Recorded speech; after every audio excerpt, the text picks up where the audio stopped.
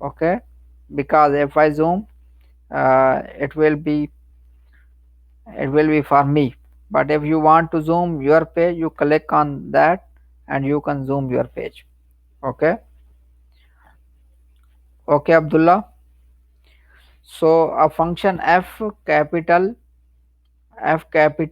is an antiderivative of f on the interval if it satisfies f capital of x dash is equal to f of x for all x in I.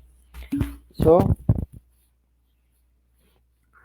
So, uh, if we see what is antiderivative of 2x, it is equal to x square. Why it is x square? Because if we take derivative of x square, we get 2x.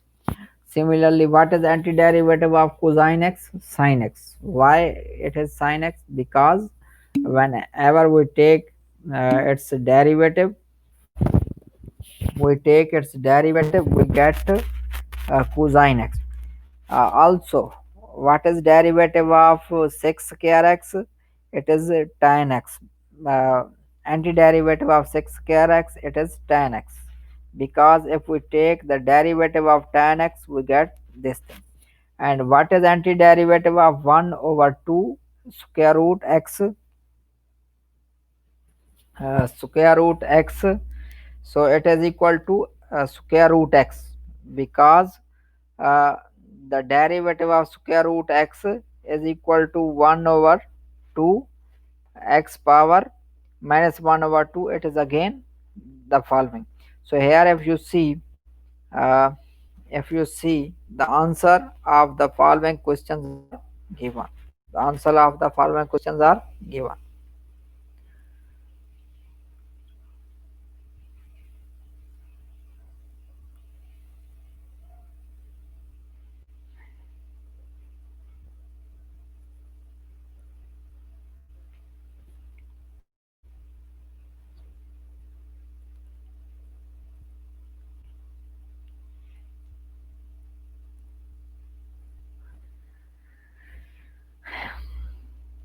Okay, so uh, here if we see, if we take the antiderivative of x square, we get 2x. And also if we take the derivative of x square plus 1, x square plus 1, so it is equal to again 2x. So we have some confusion that what is antiderivative of 2x? It is x square, x square. Okay, so we have confusion. To resolve this issue, whenever we take antiderivative, we must add some constant. Okay,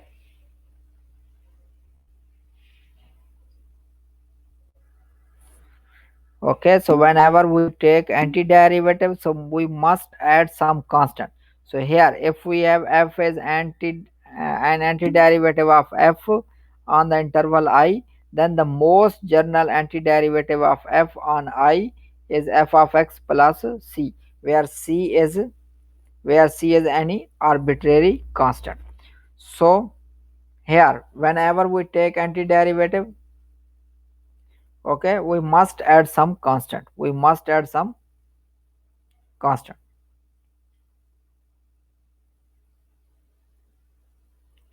Okay, can you solve the example to make clear? Okay, okay, no problem.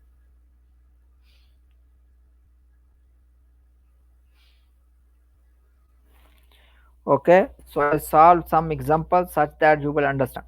So here you can see what is antiderivative of 3x square. It is x power 3 plus some constant, x power 3 plus some constant.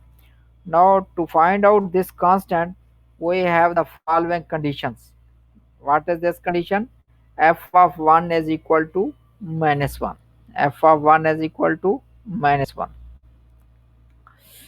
Now, how can we find the value of the constant? We use this condition. So, whereas x we put 1.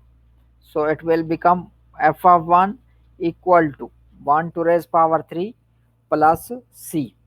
So what is f of 1? F of 1 is equal to minus 1. So that is why it will become minus 1 equal to 1 plus c. And whenever we shift this 1 on the other side, it will becomes negative, because on this side it is positive. Whenever we move to the next side, it will become negative. So that is why minus 1 it will become minus 2. So we shall get the value of c minus 2. So we put this resultant value of the c in the resultant antiderivative. What does it mean? X to raise power 3, x to raise power 3 minus 2, x to raise power 3, x to raise power 3 minus c. So this is the value of antiderivative. So if we change this condition, here we have f of 1, it is equal to minus 1. If we change here with f of 0 is equal to some other value, suppose f of 0 is equal to 2, f of 0 is equal to 2, then what will happen? This, where is x, we will put 0. So here this will become 0, this will become 0.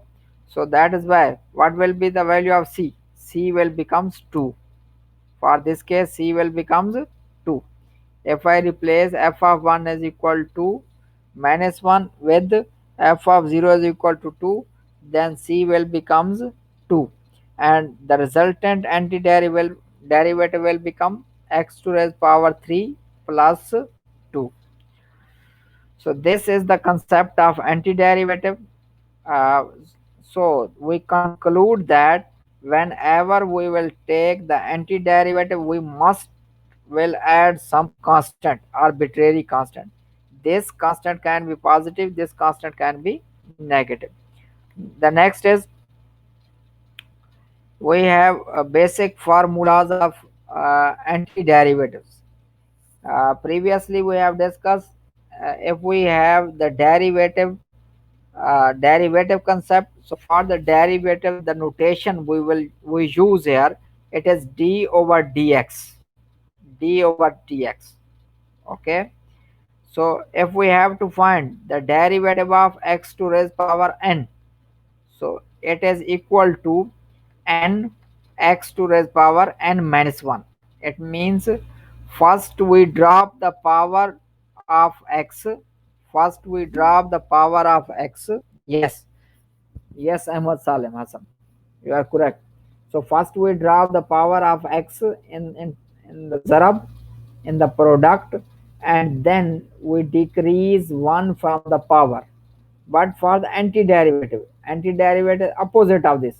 So we increase first in the power, it means we increase 1 in the power and divide the whole power. So you can see here, what is antiderivative of x to raise power n? What is antiderivative of x to raise power n? It is equal to x to raise power n plus 1 divided by n plus 1 plus some constant, and n is not equal to minus 1. What is the reason why it should not equal to minus 1? Because if we put here n is equal to minus 1, it will become undefined, it will become undefined.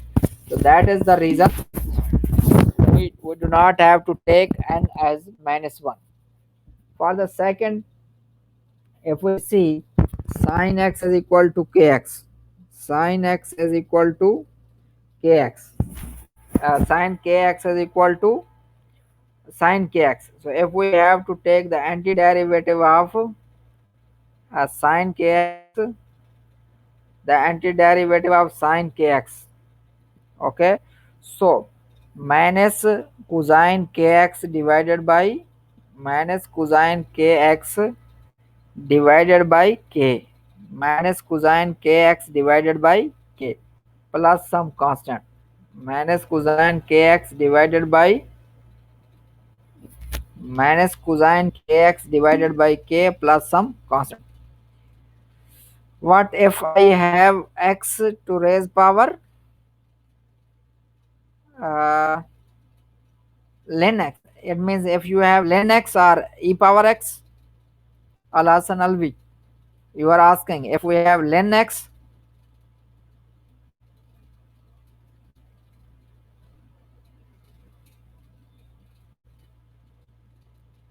Al Hassan Alvi, I could not understand. X to power, no, it is not possible to no, not possible x to raise power len, because yes, it is possible x to raise power e, because e is some number. What is e? E is 3.1416. Okay, so if we have x to raise power e, it has some concept, because what is this? X to raise power e is equal to 3.1416.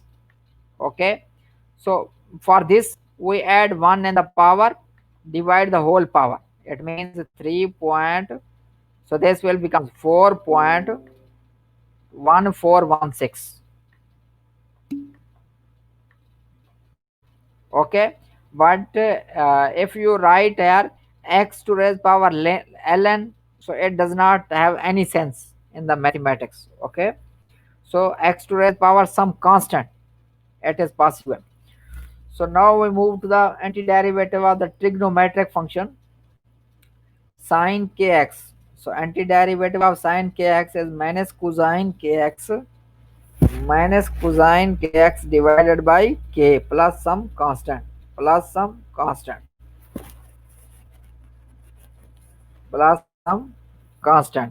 So also the antiderivative of cosine kx, it is sine kx divided by k. So if we have cosine power cosine into 5x, it means angle is 5x. So what is antiderivative of this? Teacher, can you? Okay, I shall try. Okay, in the next week I shall try to record. Okay, brother. Okay, if we have cosine 5x, so what is antiderivative of cosine 5x? It is sine kx. It means what is k for this sense? K is equal to 5. So our answer will become sine 5x divided by 5 plus some constant. Sine 5x, sine 5x divided by 5 plus some constant. Plus some constant. Okay, then next is sec square kx. So tan kx divided by k plus some constant, and also we have the remaining cosec square kx, sec kx, tan kx, cosec kx, cotan kx. So these. Okay, so we have these. So if we use these formulas to find to solve the following example, example number 3, we have x to raise power 5, so we increase 1 in the power, whole power. So here, so this will become x to raise power 6 divided by 6. So for the second part, here we have 1 divided by square root x. So what is square root x? It means x to raise power minus 1 over 2. So x to raise power minus 1 over 2, we shift from denominator to numerator. So this will becomes x to raise power minus 1 over 2. So we apply the rule, the first rule of antiderivative. We increase 1 in the power, divide the whole power. So x to raise power 1 over 2 divided by 1 over 2.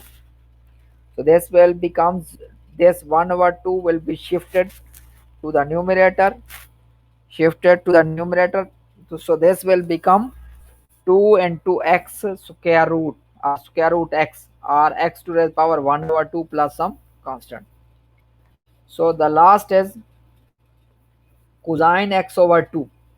So as we have discussed above, sine kx divided by k plus some constant. So for this case, k is equal to 1 by 2. So we put here the value of the k. So sine x over 2 divided by 1 over 2 plus C. So this 1 over 2, this 1 over 2 is equal to 2 sine x over 2 plus constant. Okay. The next are the antiderivative and then linearity rule. It means if we have any function multiplied with the any constant multiplied with a function, then constant will goes outside and we will take the antiderivative of the function plus constant. And also if we have sum of the two function or difference of the two function, f of x plus g of x or f of x minus g of x, then we will take the antiderivative of f of x plus antiderivative of g of x plus one constant. It means we will use here just only one constant, not c1 plus c2. We will use just one constant. So we have the next this example, 3 divided by square root x plus sine 2x. So we have here two function. One is f of x, which is equal to 3 over square root x. The second is g of x sine 2x. So we take antiderivative of both. So antiderivative of 3, we shift square root x from denominator to numerator. So this will becomes x to the power minus 1 over 2. We increase 1 in the power, divide the whole power. So this will become 6 x to the power 1 over 2, as the value of the square root is 1 by 2. So that is why x to this will become 6 square root x plus what is the antiderivative of sine 2x. This is equal to minus cosine 2x divided by 2 plus constant. So we get here the solution 6 6 square root x minus 1 over 2 cosine 2x plus some constant. The next is differential equation. Basically, what is the concept of differential equation? Differential equation is that equation in which we have the derivatives. The derivative of the some function is involved. So if you see dy over dx is equal to f of x, dy over dx. So if the derivative is involved in in an equation, this equation is called differential equation. So if with the combination of the differential equation and some initial condition. So if you see this condition is called initial condition. It means f of x naught is equal to y naught. So this condition is called differential equation. So if we have differential equation with this initial condition, this is called this is called this is called initial value problem. This is called initial value problem.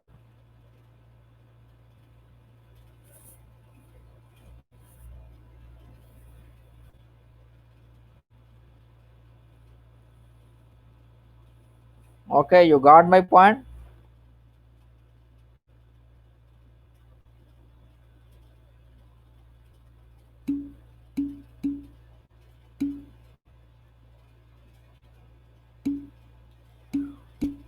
Okay, okay, now we move to the here example 6 is now not with us in the syllabus. So we have here after that we have uh, indefinite integral. So last time I think we also discussed about it. So indefinite integral is the collection of all antiderivatives of f is called the indefinite integrals of f with respect to x, and it is denoted by integral. It is denoted by integral f of x dx. It is denoted by integral f of x dx. Okay, it is denoted by f of x dx. So the symbol is called this symbol is called this symbol is called is called an integral sign. The function f is the integrand of the integral, and x is called the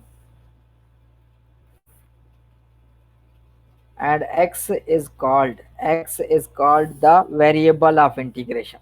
So the symbol is called integral sign, and the function f is called the integrand of the integral, and x is called the variable of integration. Okay, so now I give the example of this. So here if you see, uh, one can ask a question: what is the difference between indefinite integral and definite integral? What is the difference?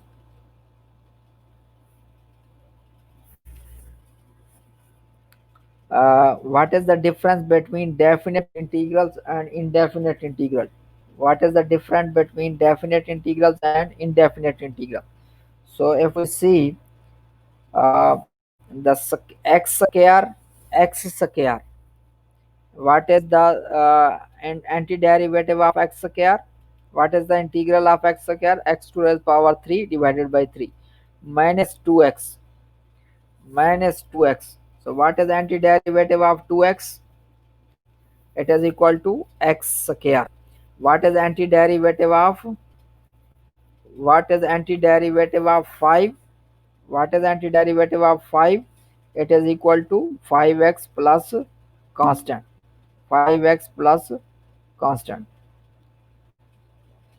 Okay. Yeah, not x5, it is 5x plus some constant, because x5, it does not have any sense. X5 it is does not, because usually we write constant as the first and variable as the second. Variable as the second.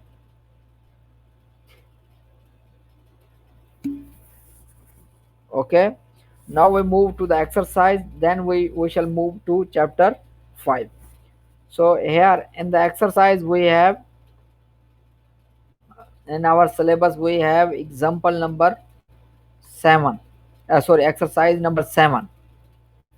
What it is? It is 3 divided by 2x square root x. Square root x.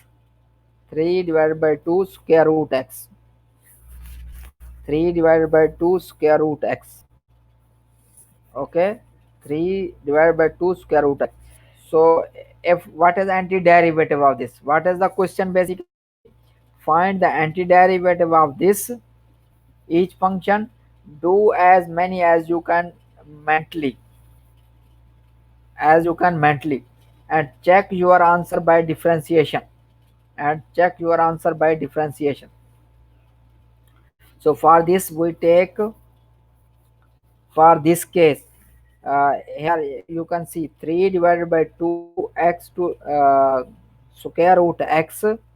So for this case we increase 1 in the power, divide the whole power. So 3 divided by 2 x to raise power 3 divided by 2 divided by 3 divided by 2.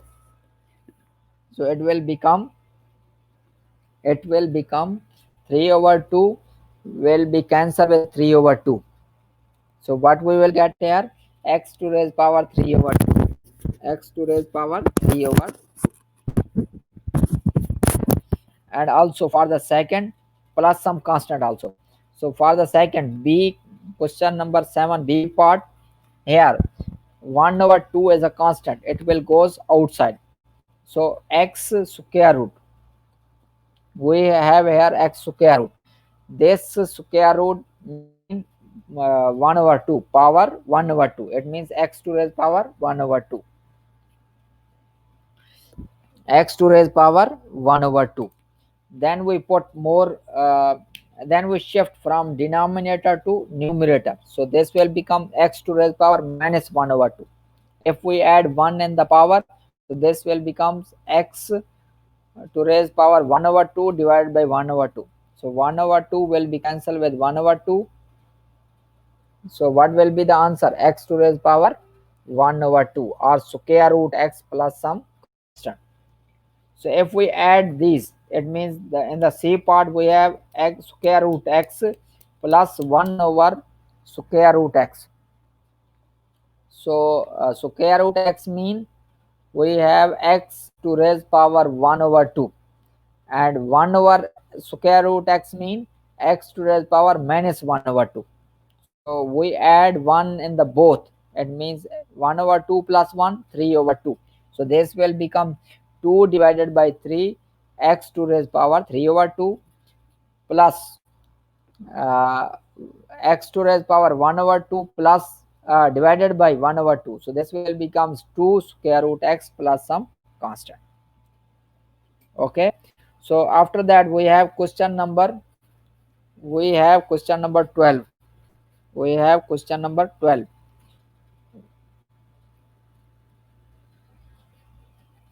We have question number 12. What is question number 12? Antiderivative of pi cosine pi x. So pi is a constant. Pi is a constant.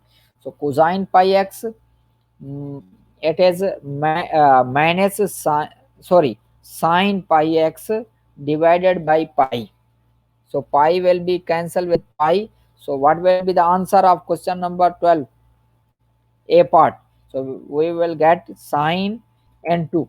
I write here sine n2 pi x plus some constant. This will be the A part of question number 12, because pi will be cancelled with pi. Okay. Similarly, we have here pi by 2. So pi by 2 and 2. We have here sine pi over 2 and 2 x divided by pi over 2. So plus constant. So pi over 2 will be cancelled with pi over 2. What will be the final answer? So this will become sine pi over 2 x plus constant. So this will become our answer. This will become our answer. Sine pi by 2 x plus constant. Plus constant. Okay.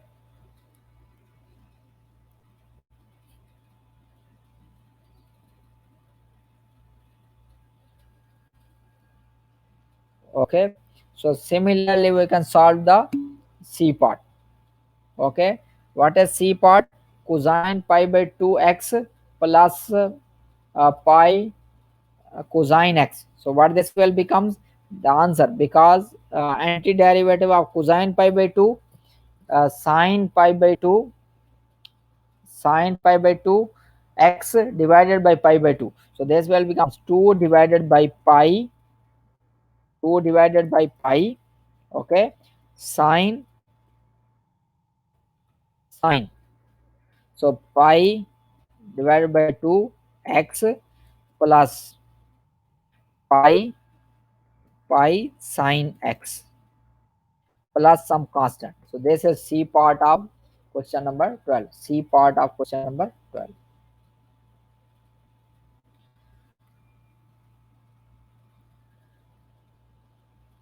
Okay, C part of question number 12.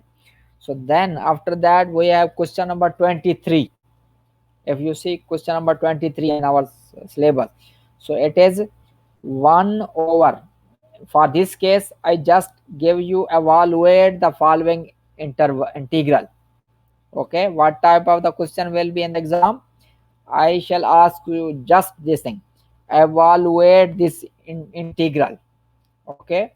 So you will put here we have 1 over x square. You will shift this x square from denominator to numerator. So this will become x to raise power minus 2. So what is antiderivative of x to raise power minus 2? It is equal to x to raise power x to raise power minus 1 divided by minus 1. Okay, minus. What is antiderivative of x square? It is x to raise power 3 divided by 3 minus. What is antiderivative of 1 over 3? Minus 1 over 3 x plus constant c. This is the answer. This is the answer. Okay, this. and you can simplify more it. You can more simplify this question.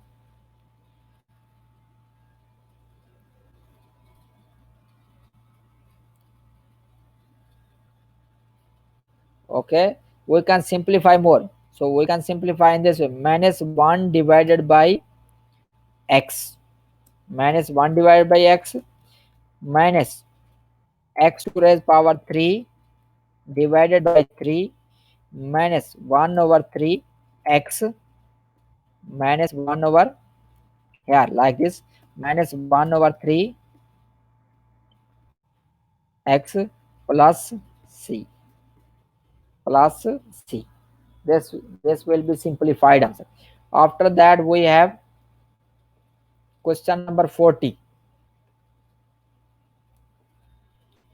Question number 40. So minus 1 over 3 is a constant.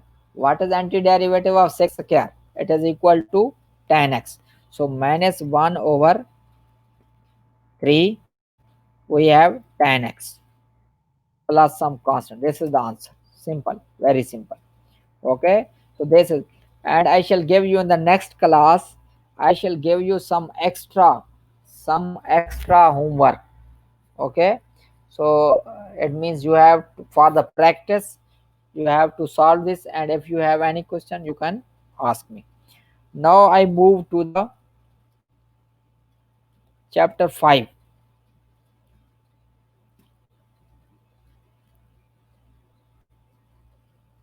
Now I move to chapter 5.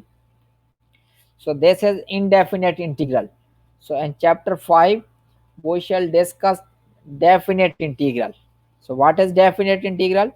Here, see here. So in 5.3 we shall discuss definite integral. So definite integral is that integral with the lower limits, lower endpoints, upper endpoint. It means lower limits of integration, upper limits of integration. So you can see here we have this type of the integral. Here you can see lower limit of integration, upper limit of integration. It means integral with lower limits and integral with upper limit. So yeah, this a is called lower limit of integral, this b is called upper limit of integral, and this is the sign of integral, and this function f of x is integrand of the integral, and x is called the variable of integration. So if we have this type of the integral, this is called definite integral. Now if I ask you the question, what is the difference between definite integral and indefinite integral?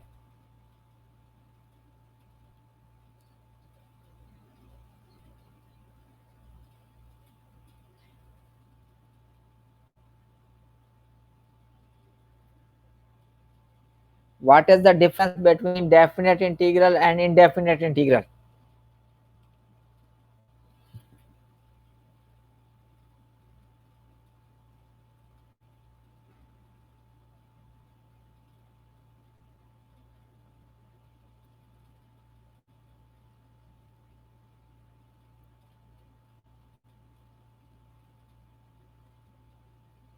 Okay, what is the difference between definite integral and indefinite integral, students?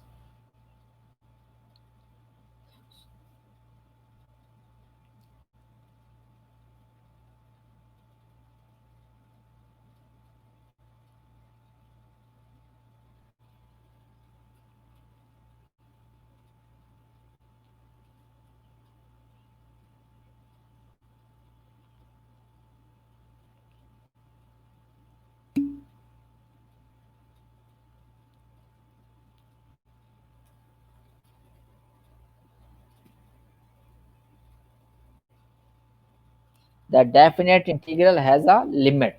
Yes. So the definite, what are the limits? Mean a and b. If you see here, if you see, we have this a and b. These are the limits. Okay.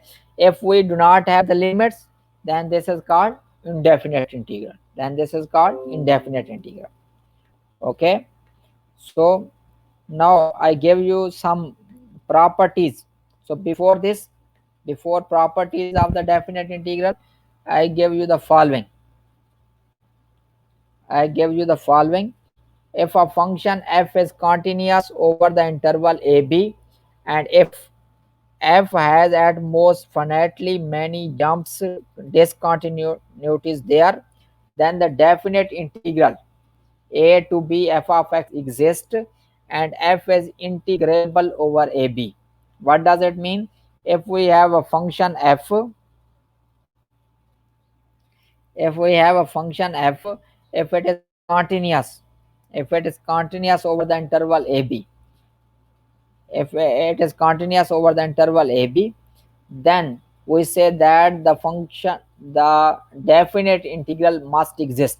Then we say that the definite integral must exist, and f is integrable over ab, and f is integrable over ab. If a function f is continuous over the interval ab, then the definite integral a to b f of x exists and f is integrable over ab. Okay, it means if function is continuous over the interval ab, then the integral of that function, definite integral of that function exists, and we can say that the function is integrable over the interval ab. And the lastly, after that we have the following, the properties of the definite integral. These are the main things. So today we will focus on this, uh, this concepts, the properties of the definite integral. So basically we have 7 different properties of the definite integral. So 7 different properties of the definite integral. So first we have the following two properties. What does it mean? If we have a definite integral from a b to a, if we change its limit, it means if we put upper limit to lower limit to upper limit, okay, if we shift upper limit to lower limit to upper limit, then a negative sign will be appear. If you see here we have negative. Why it is negative? if we if we change a to b and b to a, if we change the sign from a to b and b to a, if we change the sign from a to b and b to a, if we change the sign of from if we change the position of the lower limit with the position of the upper limit, then we shall get a negative sign outside the integral. So you can see here from b to a and a to b, so we get a negative sign outside. This is the integral from a to b. And also if we have the integral with the same endpoints, it means a to a. What does it mean? It means if we have integral from 1 to 1, here any function, here any function, so what will be the answer of this? It will be equal to 0. I again repeat, if we have any definite integral, any definite integral, if we have any definite integral with the endpoints, with the limits equal, same limits, the same limits, then the definite integral will be equal to 0. Then the definite integral will be equal to 0.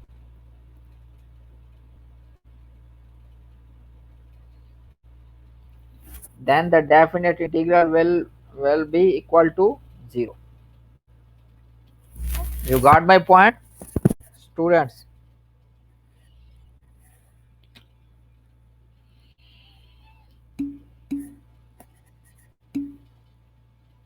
Okay.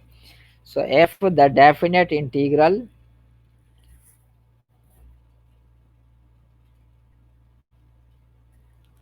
if the definite integral have the same limits. So if I ask you here, what will be the answer of this? Yeah, 2 here e power x dx. What will be the answer of this? 0. Yes, very good. So if we have the same endpoints, the same limits, so the resultant will be 0. Okay. And if we write in details here, we in the details we have the following rules satisfied by the definite integral. The following properties satisfied by the definite integral. So the first is order of integration. What does mean order of integration? So if we change the place, if we change the order, if we change the position of the endpoints, then we shall get negative outside the integral. Okay. If you see here, we have b, lower limit is b, lower limit is b, and we have lower upper limit is a. So whenever we change from upper to lower, lower to upper, we get a negative sign outside. So order of integration mean whenever we change the position of the limits, we get negative sign outside the integral. Okay, negative side sign outside the integral. If the second, we have zero width interval, zero width interval. It means if we have the endpoints are same, if we have interval AA, we have 1 1, 2 2, 3 3. It means zero width interval. If we have the endpoint with the endpoint same, it means the lower endpoint and upper endpoint are same, then the integral of this, the integral of the any function over this interval will be equal to 0, will equal to 0. Third is constant multiple. What is the meaning of this constant multiple? It means if we have any constant multiplied with a function and we have to take the definite integral. For this case, for this case, the constant will goes outside.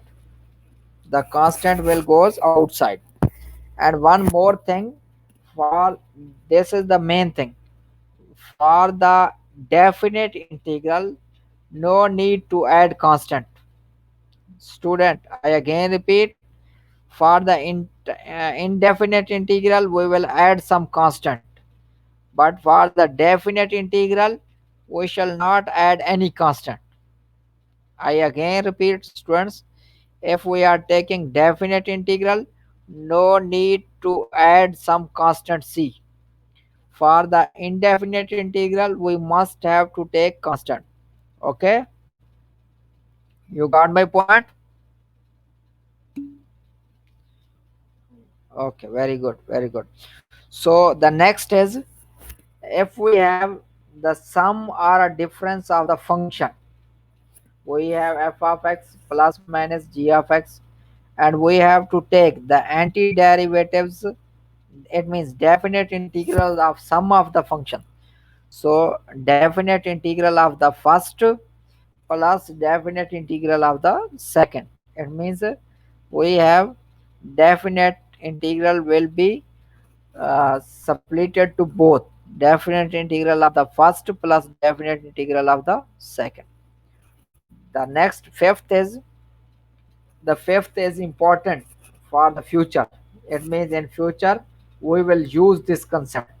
This is called additivity, additive inequality, additivity. Basically, it is called. What does it mean? If we have interval AC, what does it mean? It means if we have interval AC and we have integral from A to C, then we can involve a point B between A and C. What does it mean? It means the integral from a to b and from integral from b to c of the same function f of x, it will be equal to integral of the same function from a to c. Okay, so otherwise we can write left to right, right to left, no problem.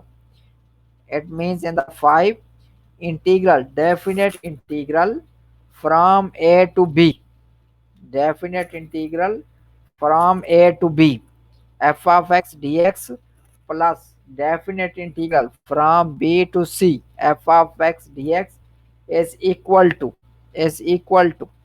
definite integral from a to c f of x dx.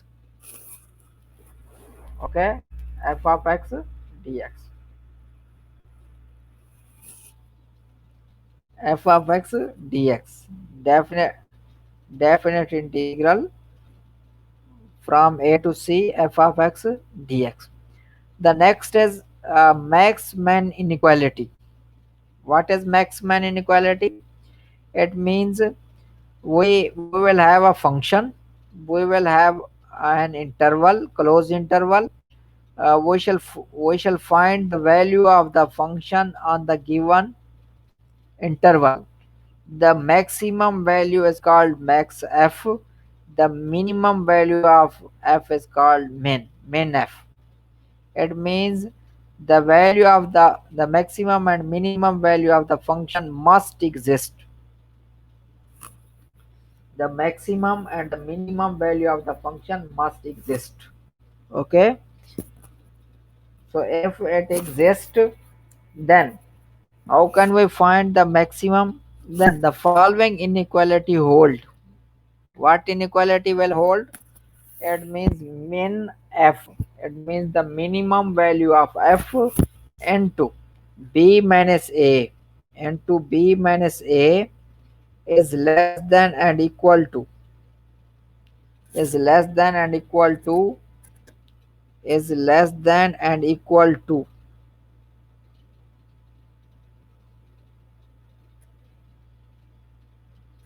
less than and equal to integral from a to b f of x dx is less than and equal to maximum b minus a, maximum f b minus a, maximum f b minus a. So this is the max minimum inequality, max min inequality. What if someone asks what is max min inequality? So you can ask minimum value of the function into the upper limit minus lower limit. So min will product with b minus a. This will be less than and equal to definite integral from a to b f of x dx is less than and equal to maximum value of function zarab b minus a. This inequality is called max min inequality. So in exam, I can ask you what is max min inequality. Okay. Otherwise, I shall give you some function. I shall give you some function, and I shall ask you, uh, please satisfy the max min inequality. Okay. So you will take the maximum value of the function, you will take the minimum value of the function, and the interval will be given. So minimum value of the function into b minus a less than and equal to inequality less than and equal to uh, less than and equal to integral value from a to b f of x dx is less than maximum value of f b minus a. So the next is domination. What is domination? Domination is basically if we have a function f of x g of x and one function, the value of the function is greater than the other function. We have two functions, we have interval, closed interval, we shall take the values from that closed interval and put in the both function. One function has greater value from the values of the other function. It means f of x is dominant. F of x is dominant compared to g of x. So if we have this case, one function is dominant to the other, then the integral of f of x will also be dominant to the integral of g of x from a to b. You got my point? I am asking if function is dominant to the other, then the definite integral of the dominant function will also be dominant to the integral of g of x. Okay, if a function is dominant to the other, then its definite integral will also be dominant to the to the integral of other function, to the integral of the other function.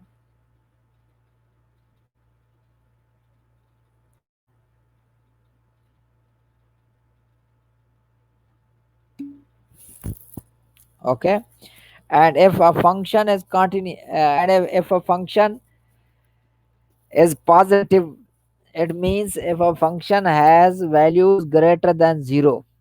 If a function has values greater than 0, then its definite integral will have values greater than 0. So it means if a function is positive, if a function is positive over an interval ab, then the integral from a to b f of x dx greater than or equal to 0, greater than or equal to 0. Okay, what does it mean? If a function has positive value, its integral, definite integral, will also have positive values. So these are 7 different properties of the definite integral. So these are 7 different properties of the integral. So in exam, which type of the question will be in the exam? Okay, so I gave you some examples. Here you can see the examples. Here this example, just wait. Here you can see example number 2. Okay, example number 2. To illustrate some of the rules, we suppose that, it means these information given. What information are given? From -1 to 1, -1 to 1, f of x, f of x dx is equal to 5.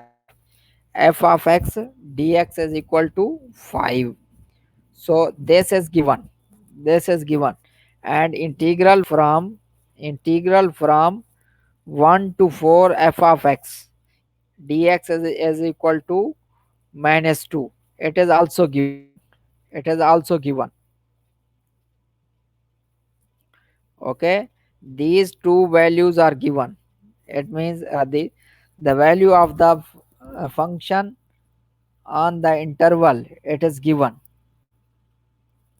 Okay, and then also the value of the function, it means the definite integral. Okay, the definite integral of h of x from -1 to 1, it is also given. Okay, then from then the integral value from 4 to 1. So if you see in the question, it is definite integral from 1 to 4, definite integral from 1 to 4, definite integral from 1 to 4, definite integral from 1 to 4 is equal to -2. So but in the question we have 4 to 1 f of x dx, so we change it, -1 to 4, -1 to 4. Okay, so this will be equal to -2 it is equal to 2. And what property we use here? The second property, sorry, first property. It means change the order of the limits, change the position of the limits. Okay, so whenever we change 4 to 1, 1 to 4, so we get negative outside. In the second part, if you see, we have from -1 to 1, integral from -1 to 1. Okay, we have integral from -1 to 1. So 2 f of x, 3 h of x. So at first, integral of one function plus other function, so integral will be uh, distributed. The integral of the first plus integral of the second. Then there is a constant. For the first we have 2 constant, and for the second we have 3 constant. So 2 will goes outside, so integral of f of x plus 3 will goes outside, integral of h of x. So here 2, what is integral from -1 to 1 f of x? It is equal to 5. What is integral of h of x from -1 to 1? So it is equal to 7. So 2 zara 5 plus 3 zara 7, so which is equal to 31. So also, if you see, we have question number 3. What it is? -1 to 4. So we use here additivity property. So what is additivity property? We involve one point between -1 and 4. We involve one point, 1 -1 to 4. So what is this point? This point is equal to 1. So from -1 to 1, and from 1 to 4. Okay, so whenever we involve one point, so -1 to 1 f of x dx, and from 1 to 4. So in the question, -1 to 1 it is equal to 5, and from 1 to 4 it is equal to -2. So that is why it is equal to 5 minus 2, which is equal to 3. I again repeat this question. We have the following information. For integral from -1 to 1 f of x dx, it is equal to 5. Integral from 1 to 4, it is equal to -2. Integral from -1 to 1 h of x, it is equal to 7. So first question, it is here we use the order of integration. What is the order of integration? It means 4 to 1 integration, from 4 to 1 f of x. So this will become negative, will becomes outside, negative will becomes outside. So integration from 1 to 4 f of x dx. So that is by minus into -2. So which will becomes 2, which will becomes 2. And also integration from 1 to 1, 2 f of x, 3 h of x. So 2 first, this definite integral will be distributed to both. It means 2 definite integral from -1 to 1 f of x plus 3 definite integral from -1 to 1 h of x. So we know that integral from -1 to 1 f of x, this is equal to 5, and the integral from -1 to 1 h of x, this is equal to 7. So 2 are 5, 10 plus 3 into 7, we have 31. We have 31. Okay. So now we have the next question, the last question of this example. So what it is? It is equal to it is equal to minus 1 to 4 f of x dx. So we use additivity. So we add one constant between minus 1 and 1. So what we constant, we involve constant, we involve 1. So that is why the integral from minus 1 to 1 f of x plus integral from 1 to 4 f of x dx. So 5 minus 2, which is equal to 3.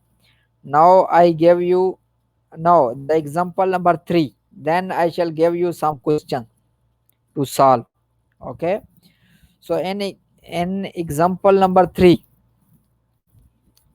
So before example number 3, if I give you here 1 to 1 f of x, here student, what will be its answer? Student, what will be its answer? 1 to 1 f of x, 0. Yes. Okay. Okay, I little bit change now. If I ask you here 1 to minus 1 f of x, what this will become? 1 to minus 1,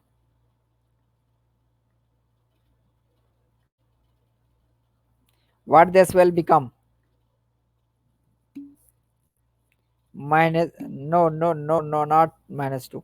Why minus 2? Why 2? What is the reason? It is wrong, wrong. We have here 1.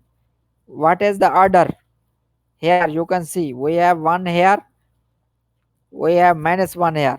When we change the order, what it will become? We on the place of 1 I put minus 1, whereas minus 1 I put 1. Yes, Abdul Hadi, you are correct. Minus 5. When we change the order, it will become negative, will become outside. Okay. If I change this 4 to 1, 4 to 1, f of x, what this will become? Minus 2. No, not minus 2.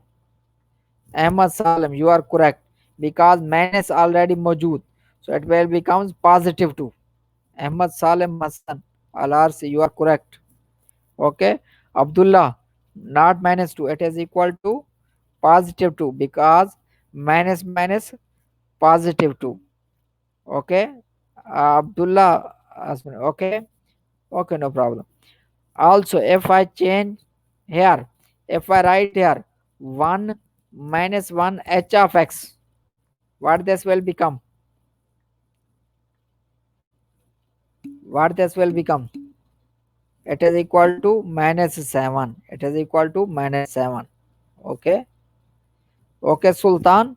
It is equal to minus 7 because it is, we are just changing. Okay. The next is, if we have here, if I write here, okay, if I change with this, suppose we have 2 here, we have 2 here, and if I ask you what is integral from minus 1 to 4, so you will write here f of x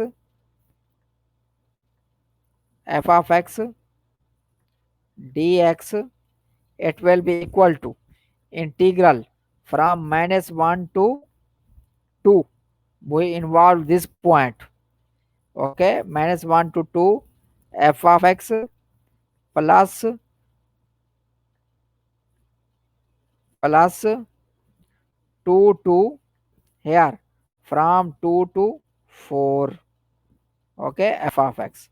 So we will use the following.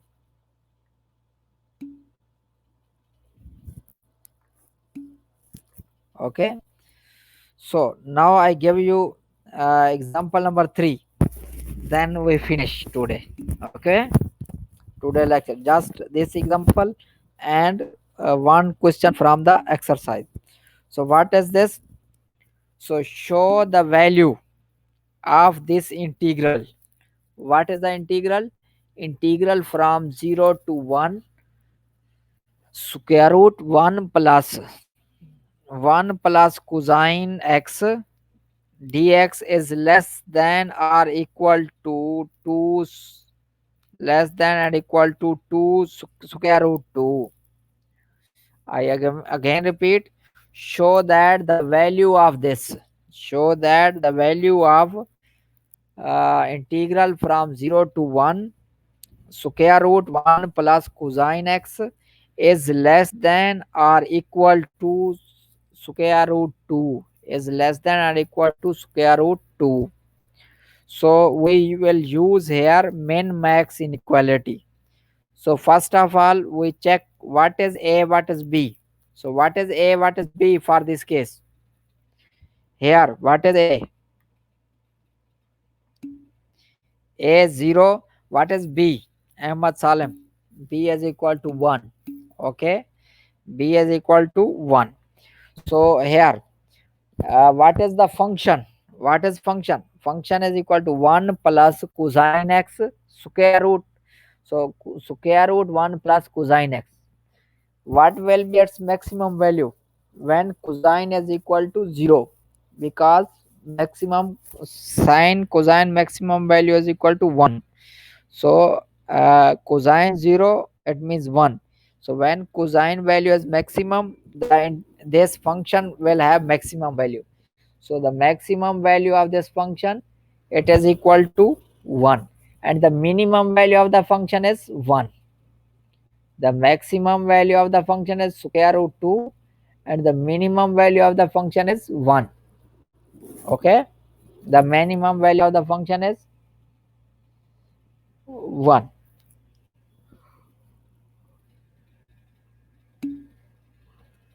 Okay, so according to min max inequality, what is min max inequality? The integral from a to b. So here we have min max inequality as the following: minimum f into b minus a less than or equal to integral from a to b, integral from a to b, f of x dx is less than max of f b minus a. So now integral from 0 to 1, 1 plus cosine x dx is less than and equal to square root 2 b minus a, square root 2 b minus a, square root 2 b minus a.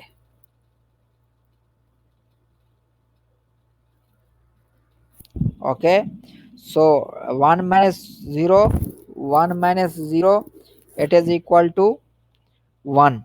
So dot 2 square root 2, so it will become square root 2.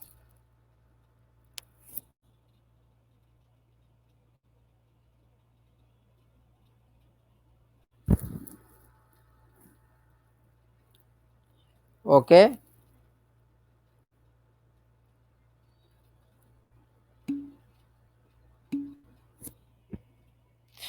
okay, now I ask you a question. Now I ask, in the next class we shall discuss area under the curve.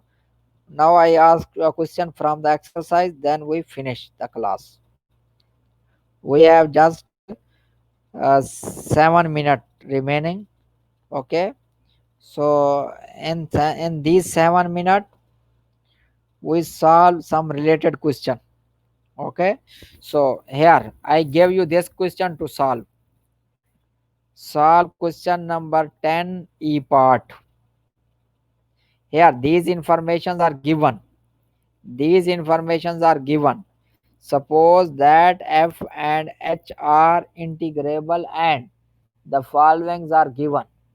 Okay, you should solve integral from 1 to 7 f of x dx.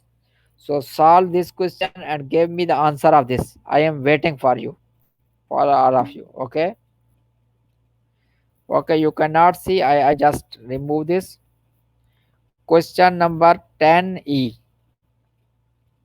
I zoom the following 10e. Also, Sultan, you can zoom your page. You can zoom your page. Okay, every student can zoom his page, no problem. He should click on the page, he can zoom.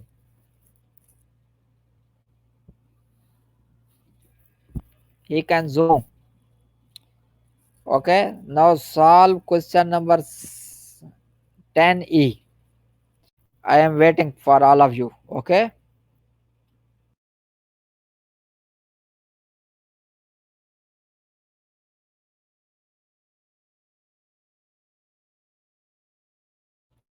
Okay, you can give me your email ID. One student should give me your email ID. I shall send him this chapter 5.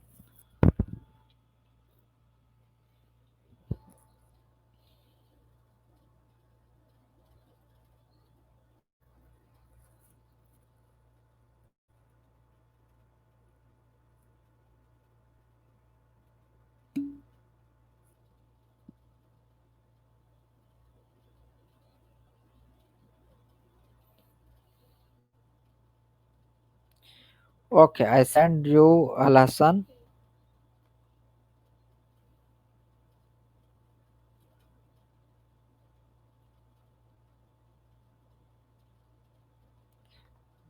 Just few second. I am sending you the chapter.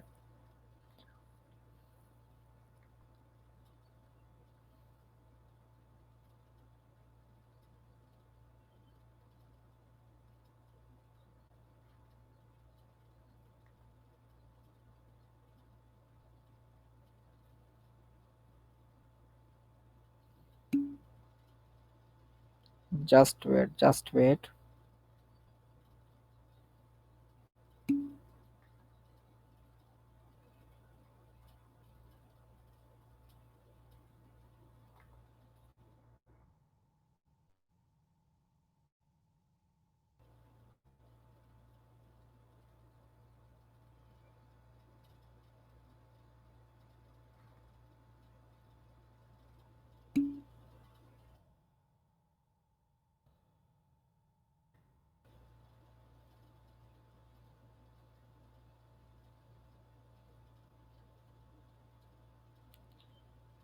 Just wait. Yes. No, no, no, no. So far today 4.7 and 5.3. No, not the whole. Okay. So I sent to Al Hassan Al Alvi. Okay, I sent to you. Please, you can get save the email for future. Uh, okay, if I need, I shall ask whenever finish because it is saved. But because I have more than 2 or 3 sections, almost 5 6 section for this Tafadul Takamal too. So I mix up. So yes, Usama, you are correct. The remaining Sultan, no, it is not 6. It is minus 6. Okay. Usama Naif, you are correct. It is minus 6. Why it is minus 6? Because whenever I put here, it is 1 to 7. I involve 1 point between this minus here. This is equal to, okay, from 1 to 9. I put here from 1 to 9. Okay. F of x plus f of x dx and then 9 to 7. Then I put 9 to 7. Now here, but here we have 1 to 9, it is given, it is minus 1. But here we have 7 to 9. So here 9 to 7. We change the limit, we change the endpoints. So then this will become 7, this will become 9. So that is why it will becomes minus 1, minus 5. So minus 1 plus minus 5, how much? Minus 1 minus 9, how much? Minus 6. Minus 6. Okay. So the exact answer is minus 6. Okay. So solve here. I sent you the book. Solve question number 10. Solve question number 10. Okay.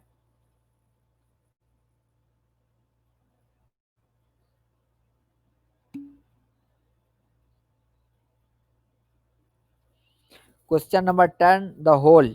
Okay. Question number 10, the whole. Okay, I just wait. I am taking the taking the attendance. So just wait for a few seconds. Then you can leave.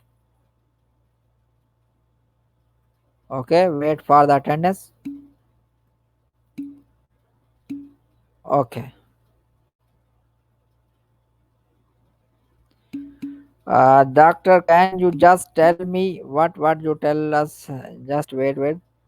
Tell me the question required from us from 4.7 here. At I sent you the syllabus. I sent you the syllabus. I sent you the syllabus. Okay, it is given in the syllabus. Uh, it is given which question we have to solve from the. Okay, okay. If you want to leave, you can leave. Thank you so much for your time.